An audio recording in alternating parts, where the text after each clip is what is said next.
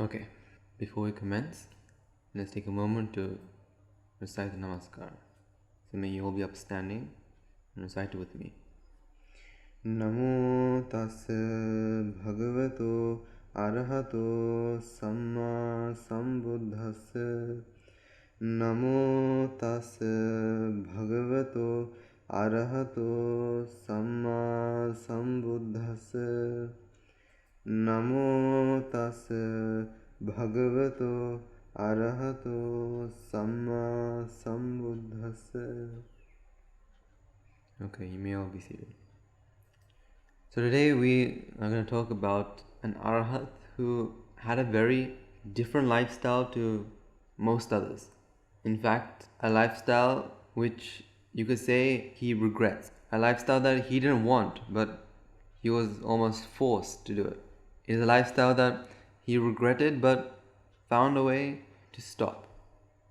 So today we're going to talk about the story of Angulimala.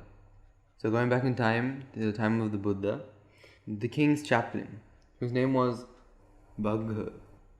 He was the chaplain of the king Pasenadi of the kingdom of Kosala.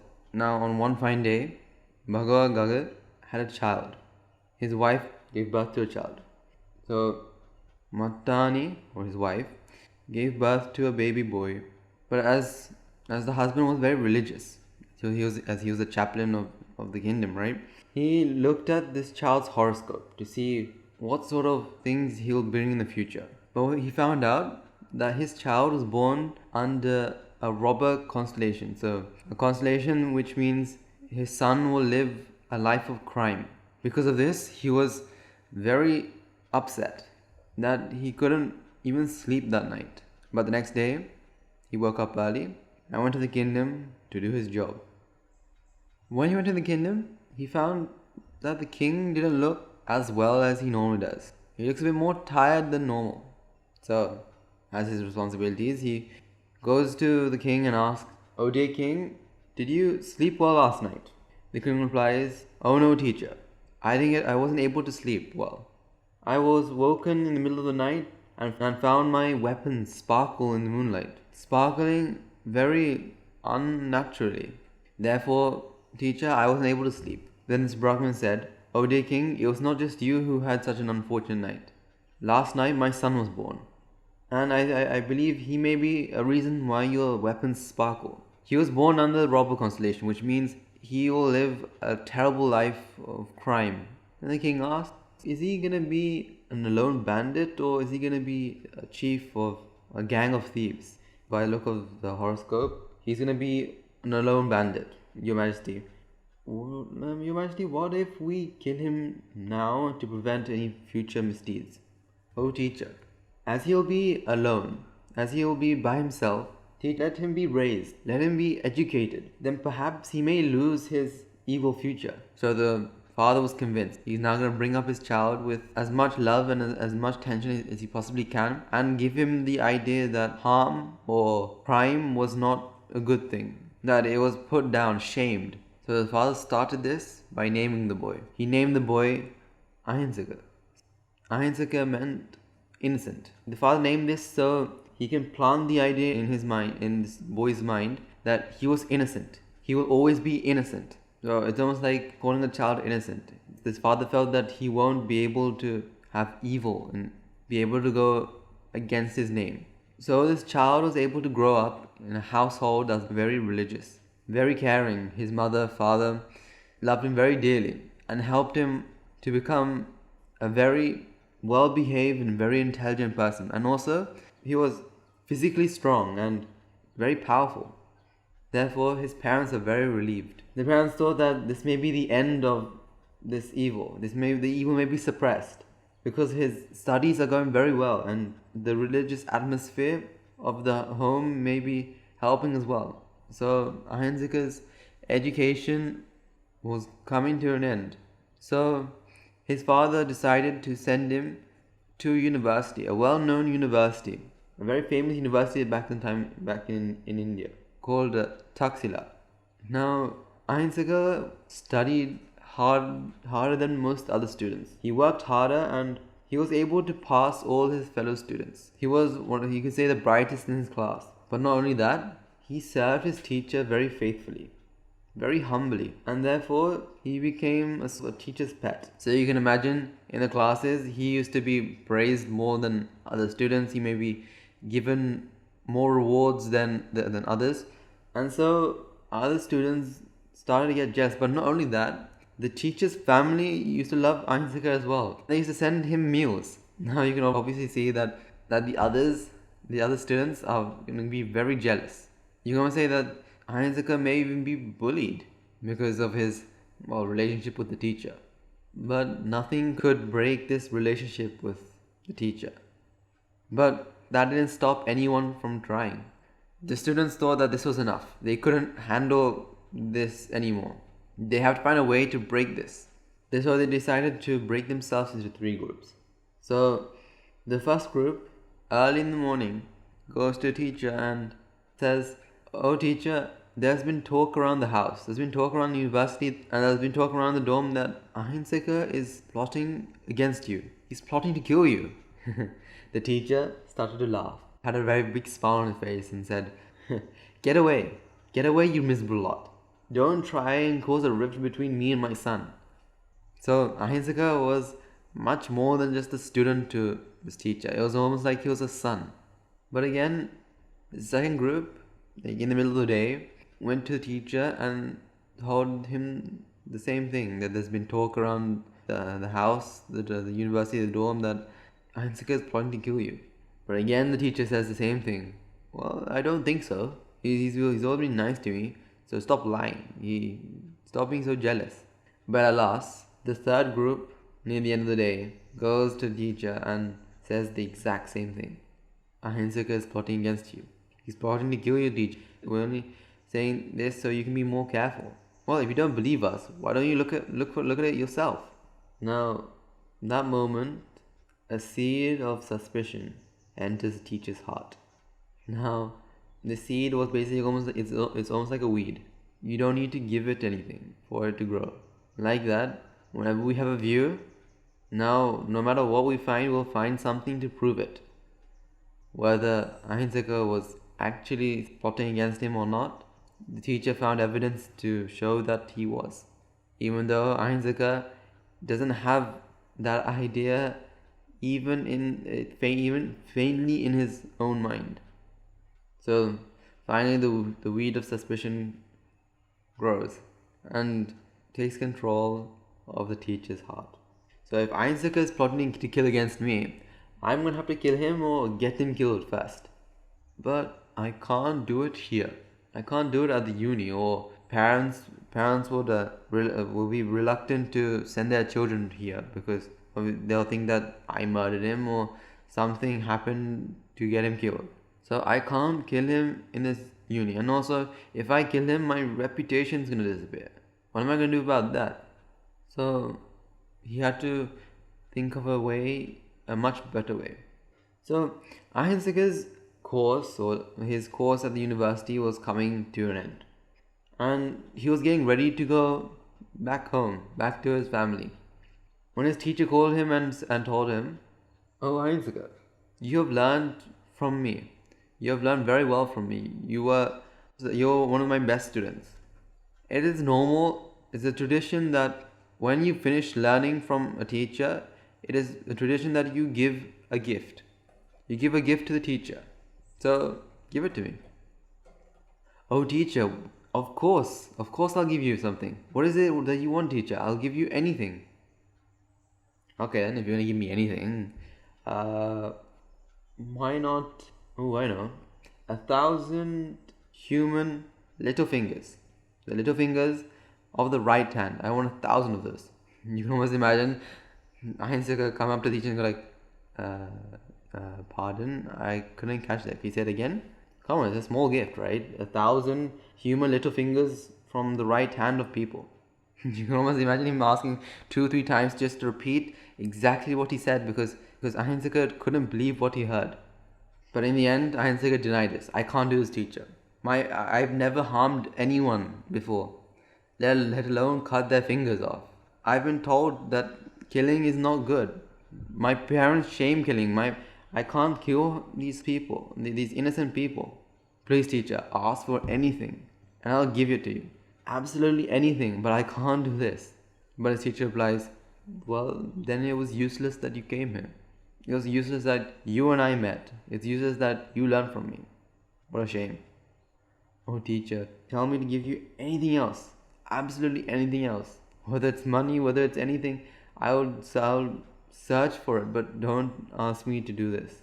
And in the end, Ahinsaka was convinced that the only way he can satisfy his teacher, make his teacher happy, was to give this gift. So Ahinsaka worshipped his teacher and left.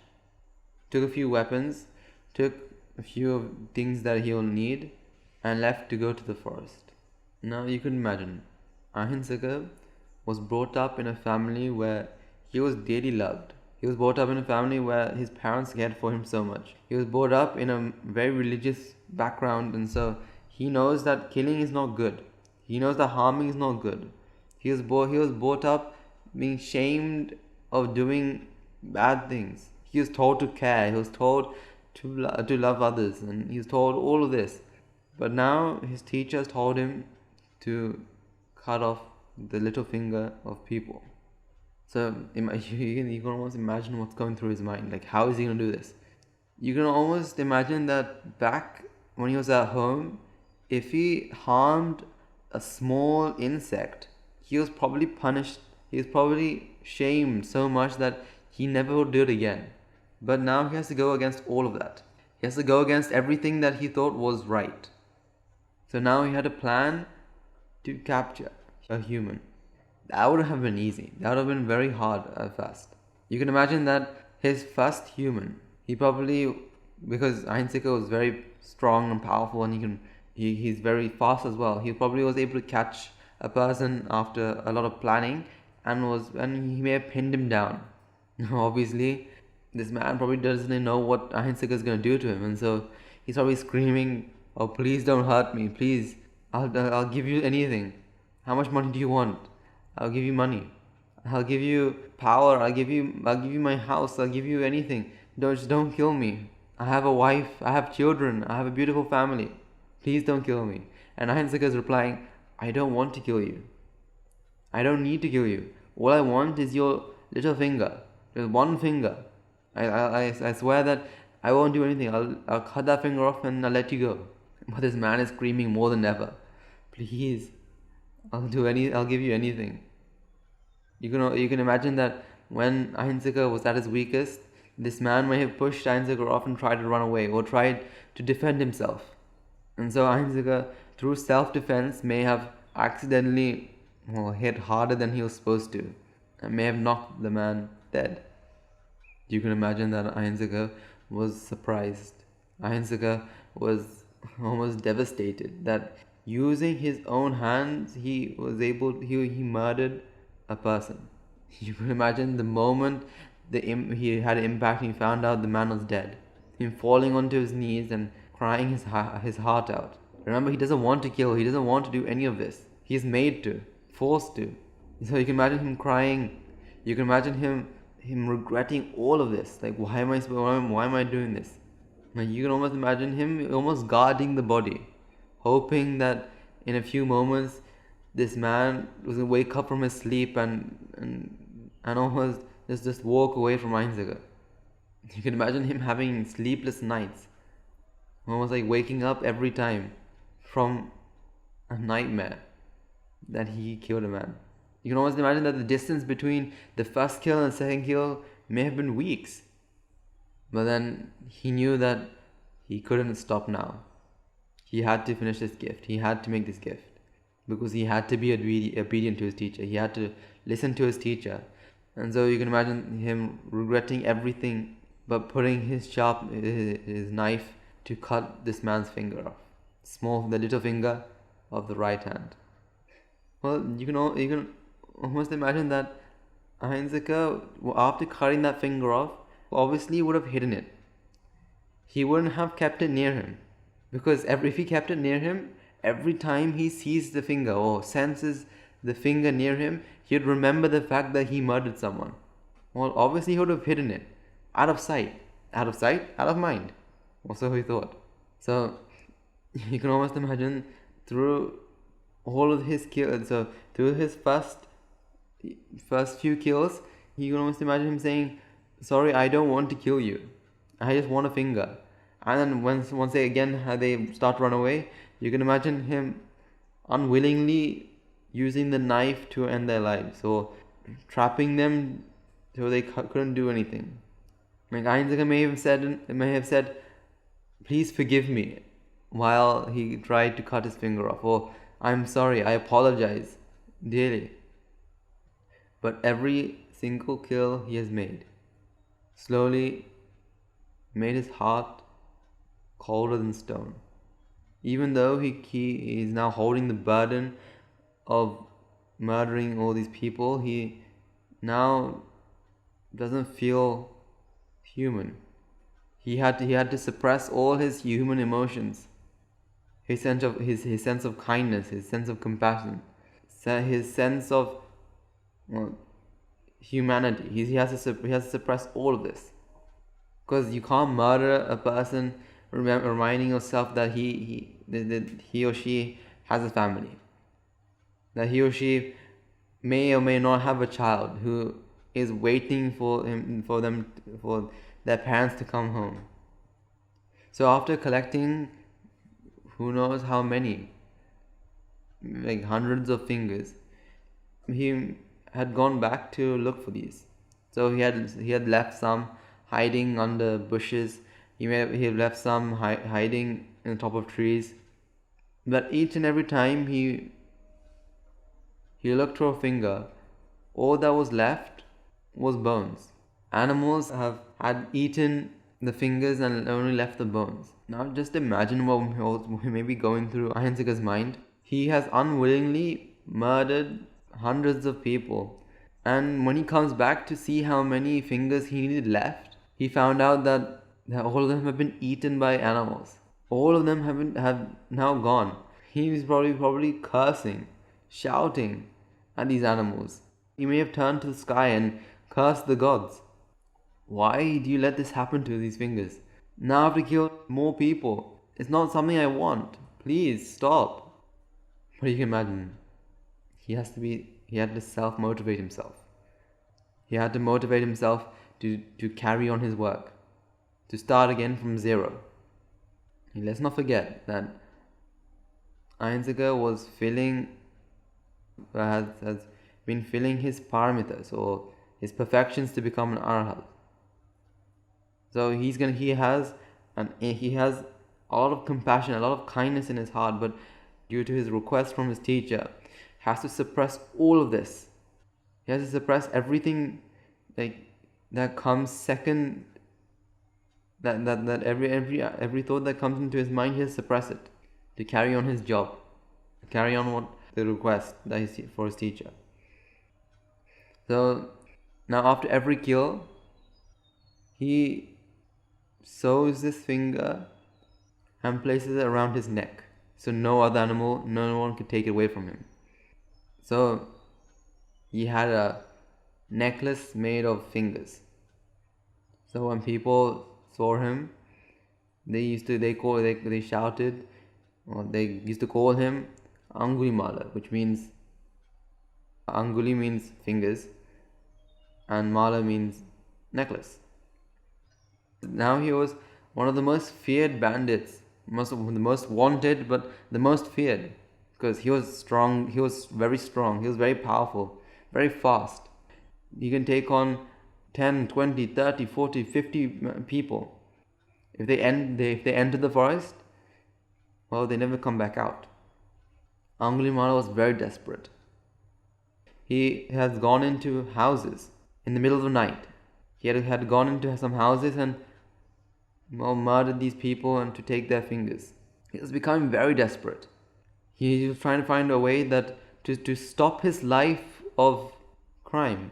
He wanted to stop it as fast as possible. So he used to go into houses, murder people in their sleep. He had gone into towns, villages, just to take fingers.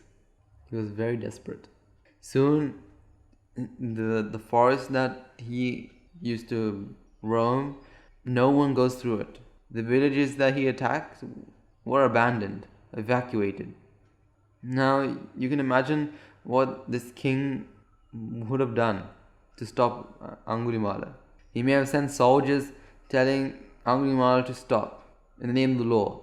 Obviously, the soldier never came back.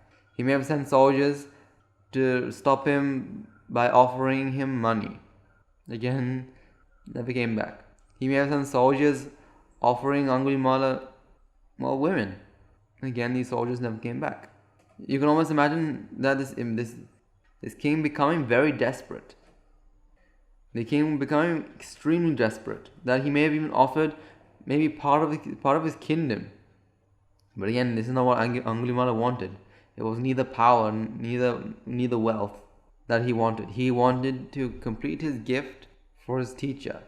He didn't murder anyone because of a grudge that he has. He doesn't murder for the fun of it. He's murdering just to complete his task. It's almost like he feels like there is no one inside of him. There's no one. He's completely empty. He's just a machine that kills. Soon the news of Angulimala spread across the whole country. Everyone knew that there was this murderer called Angulimala. So if you meet, don't go to this forest, don't go into this village, because if you go there, you're destined not to come back. But the word of Angulimala went throughout the country, and also it went to his mother, Mantani. And no one knew who exactly Angulimala was. No one knew what his real name was. No one knew who his mother, father, whatever his family, his caste was. All they knew that he was a bandit who works alone, who wears a necklace of fingers around his neck. But his mother had a small suspicion. As her son never returned from the uni, and remembering her son's horoscope that he's going to live a life of crime, she suspected that Angulimala is actually Ahinsaka. So she goes to her husband and tells the husband her suspicion, and so her husband says, well, whatever the king wants to do with Angulimala, be like that.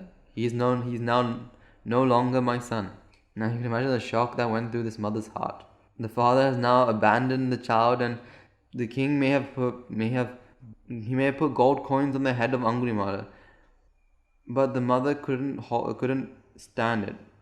She couldn't let Angulimala be killed. So she decides, through the love of her child, to go alone. To see if she can convince Angulimala or Ahinsaka to stop all this and come back home. She may have known that Angulimala may not know who she is and may kill her before she even gets to say a word, but this is her son that she's doing this. This is my son. I'll do anything to stop him. I want him to come back home. So she sets out by herself to the forest where Angulimala is said to stay. Now at that time, the Buddha, using his divine eye, got to see that Angulimala is able to understand the Dharma, but if the Buddha doesn't intervene, is going to commit an heinous crime of murdering his mother or matricide. If he does that, he's now destined to be born in the woeful plains. He's almost reserving his ticket there, and also he's not going to be able to attain or understand the Dharma from that moment onwards. So the Buddha decides to go to the forest where Angulimala was. So it's said that the Buddha had walked 30 miles just to stop Angulimala. 30 miles. Anyway, on the journey, many people, farmers, shepherds, many people on the streets used to see that the Buddha was going to the forest that Angulimala was staying, and they used to warn him, "Oh Lord, please don't go this way, because this way is blocked by a murderous monster. He will stop at nothing to cut off our fingers. Oh Lord, my son was taken by him. He went to the forest to do some errands, and he never came back. We didn't even get to see his body. Oh, please, Buddha, please don't go that way. Now, the Buddha ignored all of this and carried on his journey to Angulimala. So at this moment, Angulimala had 999 fingers. 999 fingers. He only needs one more left.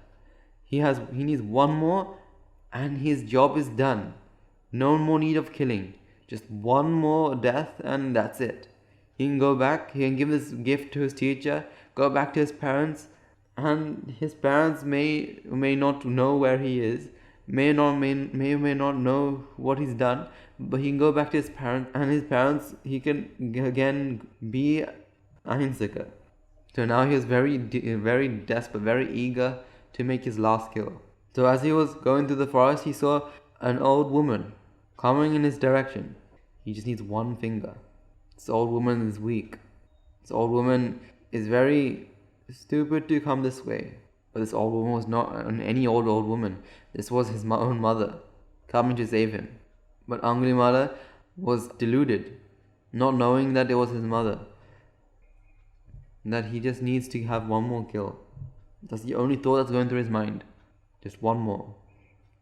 So he picks up his sword and shield and his bow and his arrows, and makes a slow journey to this old woman. But just before he comes close to this woman, or his own mother, he sees a much younger, much more stronger but more calm person coming into the middle of them two. I don't need to kill. If I just need one more kill, I don't need to kill this old woman. Why not let's not kill this recluse, this monk, this ascetic. It's easy, isn't it?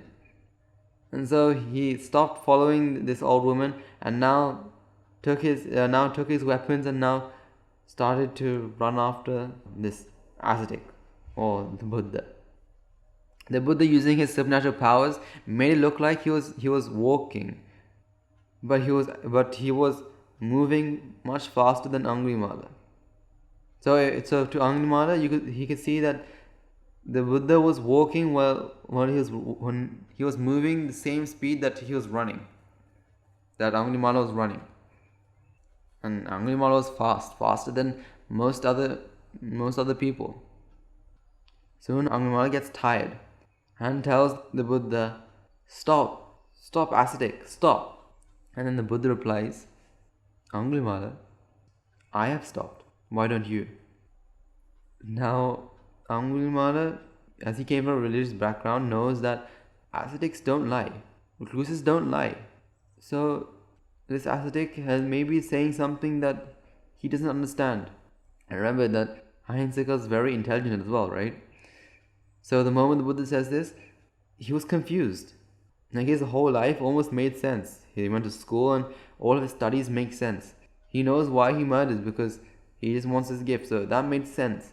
But this monk or this ascetic is saying that he has stopped when he's moving much faster than Angulimala was. And so you may have guessed that he may have asked this monk, like, what do you mean?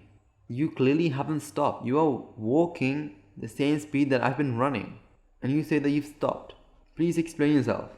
Well, we can imagine that the Buddha through his discussion may have said, what you're doing is wrong. There is another way that you can make your teacher happy. Now, hearing this, you can imagine that Angulimala may have dropped onto his knees and almost thanked this ascetic. Because remember, Angulimala doesn't want to do any of this. All he wants was to make his teacher happy. And he tried to convince his teacher to give him anything else, but the teacher wouldn't agree. So when the Buddha said there is another way to make your teacher happy, you can imagine that Angulimala dropped onto his knees and almost had tears come into his eyes. Now Angulimala has changed from a monster back into Ahimsaka. And so the Buddha preaches the Dharma to the point where Angulimala becomes a stream enterer or becomes a Sotapan. And at that moment, Angulimala turns to the Buddha and worships him and says, "Oh, the Lord Buddha, from now onwards, I am your disciple. Bhagavatasya savako hamasmi. I am now your disciple, O the Great One." And so, just like a small puppy following its owner, Angulimala followed the Buddha back into the monastery and ordained and got high ordination as well. Now you can imagine that the people who came to the monastery to give alms or who came to the monastery to visit the Buddha, every time they saw this monk who looks like Angulimala, they got surprised, scared almost. They went and complained to the Buddha and asked the Buddha, "Why are you keeping thieves? Why are you keeping murderers here? That's not right." The fear that they had went so far as they went to complain to the king and saying that the Buddha has taken Angulimala and ordained him. So the king, who was searching a way to kill Angulimala, goes straight to the Buddha and asks, "Buddha, where is he? Where is his murderer? When I get my hands on him." And the Buddha says, "He is no longer a murderer. He is now a monk. He is no longer going to kill. He is no longer a monster. He is now a normal human being. There he is. He's over there." So this king, surprised, goes to Angulimala and asks Angulimala about his name. Angulimala says that, "My name is not Angulimala. My name is Ahimsaka. My father is Bhagava Gagat. My mother is Mandani. O great king, I am from this caste. My father is the king's chaplain." Now the king was surprised more than ever. This was the son of his chaplain who was destined for a life of crime. Surprised at what the Buddha has done, he told the Buddha, how are you able to change him? And so Angulimala was now a monk. But he wasn't able to live a normal monastic life. Because when he went on alms, you can guess that no one would like to have given alms to a murderer. So you can imagine that every time he went near a house, them closing the doors, closing the windows, telling him to go away. Some people couldn't handle that Angulimala was right there. And this was the murder of their fathers, their mothers, their sons, their daughters, their aunts, nephews, nieces, relatives, teachers, their beloved ones. And so they may have thrown leftovers, may have thrown water, they may have tried to beat Angulimala with brooms, sticks, and threw stones at him. So when he came back to the monastery, the Buddha could see that Angulimala had his outer robe torn, had his arms balls smashed, and has a massive cut on his head. And so the Buddha, every time he sees him, tells Angulimala to practice patience, to practice compassion. Now it's not just once, every time he went out, every time he didn't get a single grain of rice, no one would have offered anything to him. And to make it all worse, he couldn't meditate at all. Every time he closed his eyes to contemplate on the Dharma, the first thing that comes into his mind was a person that he murdered. So imagine, right? Every time you close your eye, you can see a person screaming, please don't kill me. I have children. I have a beautiful husband. I have a beautiful wife. Please don't kill me. I'll give you anything." Imagine seeing that every time you close your eyes. Or every time you try to think of something good, that comes into your mind. Every time Angulimala tries to contemplate the Dharma, his past comes back into his eyes. He regrets every single moment. He regrets everything he's done. You can imagine that he may have not had nice nights as well. May have sleepless nights because of all of this. But so he still tried very hard. One day, when he was going around begging for alms, he went past a house where he heard a woman screaming, shouting, in pain. And he discovered that this woman was experiencing labor pain as she was giving birth. So at that moment, he goes to the Buddha and asks the Buddha, when I was begging for alms, I heard this woman screaming and shouting. She was in pain. She was giving birth. She was experiencing labor pain. what can we do to help her? So imagine, right? Angulimala, go back around few weeks, few days ago, was a person who had to bear these screams. Bear almost screams worse than this. People screaming for their lives. He had to bear all of this and still harm them further. So he used to have a heart full of stone. Now, as cold as stone. Now, even when he hears a woman scream because of labor pains, his heart melts. And he feels very compassionate towards this woman. So he goes to the Buddha, and the Buddha replies, go to this woman and recite that, may through the power that I haven't harmed a single being through this life, may through the power of this truth, may her labor pains disappear. May she be able to give birth successfully. Now Angulimala was surprised. Oh Lord, I can't do that. If I do this, I'll be lying. I can't lie to her. Oh Great One, you say that I should say that I haven't killed my life, but oh Great One, that's the thing I've been doing my whole life. I've murdered so many people. I've murdered thousands of people. I can't lie to this woman saying that I haven't murdered anyone.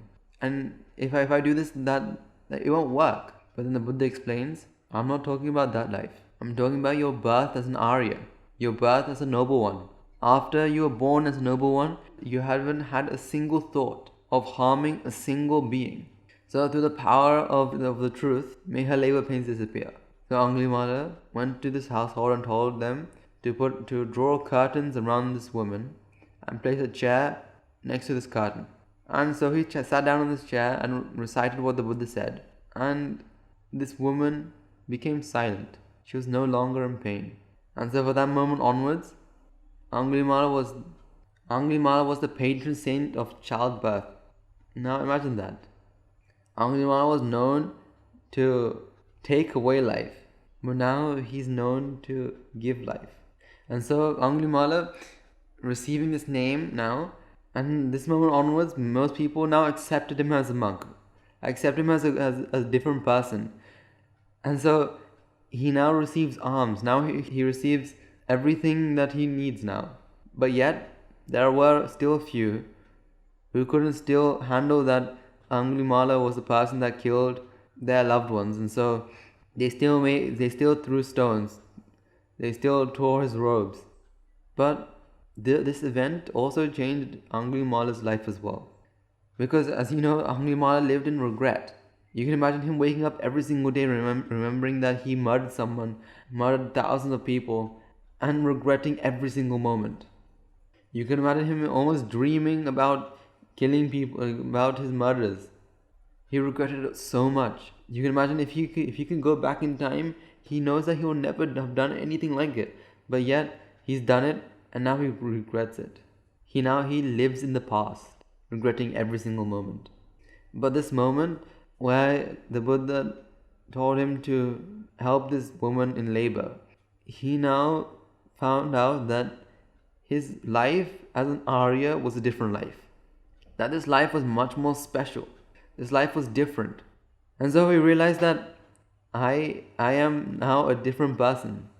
And so using this, he now no longer regretted. He now lives in the present.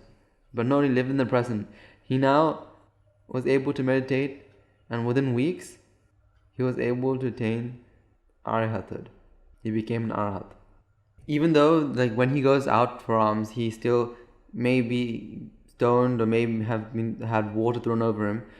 He now comes back, knowing that this is his vipaka, and knowing that these people can now only hurt him physically, and now no longer can hurt him mentally. He is now an Arhat. So he now lives in the present. He is now timeless. You see, Angulimala had a life. He has done things that he has regretted. He used to be very guilty of murdering so many people, just like you and I may have done things in the past that we now regret. But Angulimala used to live in his past. He used to live in his past, regretting every single moment. And now he couldn't do anything. All he can do is just regret. Regret and regret and regret. Nothing he now achieves nothing but the feeling of regret. But the moment he understood that regret is not the thing that will help him. Living in the past is not going to help him. That the past is history and the future was a mystery and the present is a gift. So once he understood that his present is a gift, he now uses his gift wisely. He uses his gift wisely, and he could understand that there's no point regretting the past, because we may have done things in the past. We may have done things that we regret 10 years ago, 5 years, 1 year, months ago, weeks ago, days ago, but that's all in the past. There's no point regretting. There's no point of regret, because regret doesn't do anything but bring sorrow. So Angulimala was able to go past this regret and become an arhat. So we also need to learn we have to live in the present, use our gift wisely, and use it to also go through in this path to attain arhathood as well. So let's conclude the sermon here, and let's transfer merits before we conclude.